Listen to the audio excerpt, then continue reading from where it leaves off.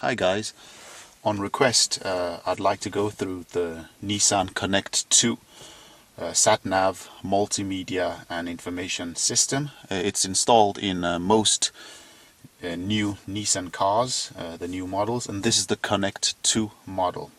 Mainly I'll be focusing on the setup settings, which is what the request was all about, but I'll just use the opportunity to go through the whole system. Well, as you can see, it's a 7-inch screen located in the middle of the car. It doubles up as a sat-nav system. You have your radio, your multimedia system, which also plays music from USB sticks. You have your CD player.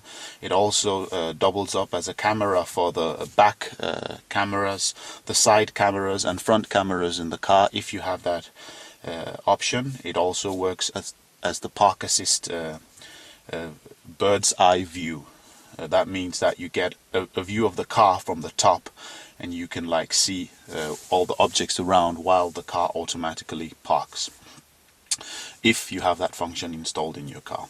However, the system, like I said, is a general multimedia system. It pairs up via Bluetooth to your phone when paired, and then it uses the internet connection your phone has. That means if you want to utilize the internet functions, the online functions, you will have to have an internet enabled mobile phone. These days most smartphones have programs and packages that are actually quite cheap from your provider, and it may be worth investing in such. Anyway, like I said, I usually have mine just on the map function, and if you press the setups, a list of options will come. That's the audio. That's to set the bass, treble, fade, right and left settings from your radio. I'd like to comment that the radio sound quality on the Nissan Connect 2 is actually nothing to write home about. Nissan have tried to save money in the latest Qashqai models, that they cut out the old Bose speakers, which is a pity, but this can be quickly solved with Pioneer or Kenwood subwoofer, like some people have done, and it greatly improves the sound quality. Anyway, back to the settings. You have your system settings, and there you can have your display, clock, language, camera, display settings, and it's self-explanatory. And you have also your return to factory settings if the system messes up once in a while, which it will definitely, like every other software hiccup. You can always restore it back to the factory settings and start again. Anyway, you can also adjust your camera's brightness, contrast, darkness, color, and like I said, that's self-explanatory. You come down to your navigation, your route options. You choose how you want your navigation information to be customized. When you go onto the guidance and map settings, you can also do the same. Note, however, that the SD card that the Connect 2 system comes with already has POI settings. That's the points of interest settings pre-installed for most of Europe, and this includes the speed camera warnings that most people have asked about. You have to activate it here. You can see I've set mine to on and beep, so when I approach a speed camera, it beeps, or a place where there has been a speed camera at some point in time. You can also set the other things there, time of display. It's self-explanatory. Another thing I'd like to point out is the personal travel speed. Here you can, I've just put mine to off, but you can customize it and set your speed limits according to the country you live in. Motorways, major roads and local roads. I've put mine on off because I don't want it warning me each time I'm on the different types of roads. And you go also to your show presets on map and make sure you set them on. Otherwise it will not give you that warning.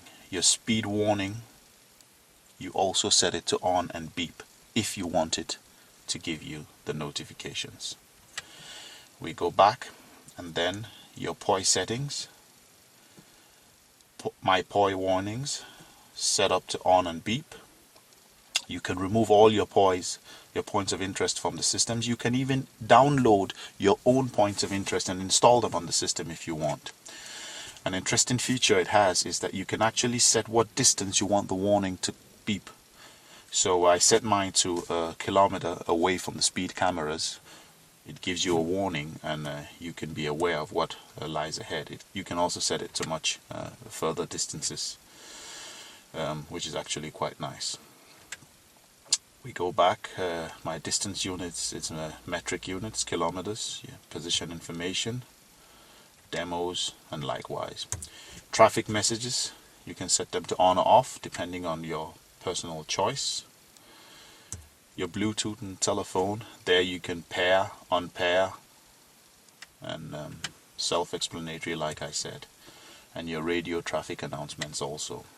An interesting feature that this system has is the send to car option. You can watch my other video how you do the send to car option, and it's you can either choose a little app you download on your phone, or you can use it from Google Maps. You find your track, you find where you want to go to, and you just click on send to car, and as soon as you come into your car you just go into the system, and whatever address you have gone on the internet and marked out will automatically be sent into your satnav. That's a very smart feature. And if we go into the info there, you can have your applications. So far, users in Europe only have Google Online Search and Facebook. I do not use Facebook. I find it quite irritating in the car. Anyway, for those of you who like it, you can enable the app, and all your friends' updates will appear on the screen, and you can actually set it to read the updates out loud for you, so you do not have to keep your eye on the screen while you're driving. As you can see here, I only have my Google Online Search, which is the only app I use so far. Nissan have promised that within the next few weeks much more apps will be available to users in Europe, just like they have already enabled those apps in the USA. Amongst which will be the TripAdvisor, some music apps, and Ubiquiti, which is the firm that supervises this function, have also talked about putting some inboard diagnostics, some car diagnostics applications. It will be quite smart if you could just go in and with an application you can see how your engine is running, tune your engine. That will be really great. Maybe a tip to Nissan. Well, this is the send to car option I talked about. You have your voice search. You can search for restaurants. It's just, just like your normal sat nav, but this is online. So it's actually smart if you don't have the nitty-gritty addresses of some places in Europe. It just goes on the internet and you can find your way around. Back to your traffic messages. These are the traffic messages around where I am. I find them quite useful. Sometimes when there's a road work or a clog somewhere, I get the warning and then I can avoid that. The echo score is also a smart, fun thing to play around with. You can see how effective you are. You pull away your cruise and you're decelerating, and you can also see your history.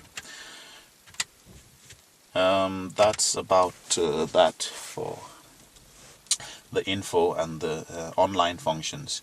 You can of course set day and night function, and automatically it works with a light sensor. As soon as it gets dark it dims, so you don't have a bright screen showing in your face. That's the camera for the reversing camera, and your park assist. You can choose if you want the distance lines to be activated or not. Your CD player, your USB music player, your radio, and your normal telephone, your hands-free telephone via the Nissan Connect 2. Something that will really have been nice with this system would have been if they had activated the ability for you to put your own splash screen. Many navigation systems allow you to put a picture or background you can use as your splash screen. This one just comes with a Nissan. It's kind of boring, and after a while you might want to put something else. It'll be nice if they did that, and like I said, if they activated some kind of vehicle diagnostic function. That will really be cool if Nissan allows that to function, and I don't see why not. I mean, the system has the positive and functions for video already with the back camera, so I'm sure they can incorporate a lot of other functions, and I'm almost positive that many more apps will come which will utilize this system, the internet, and make the driving experience much more fun.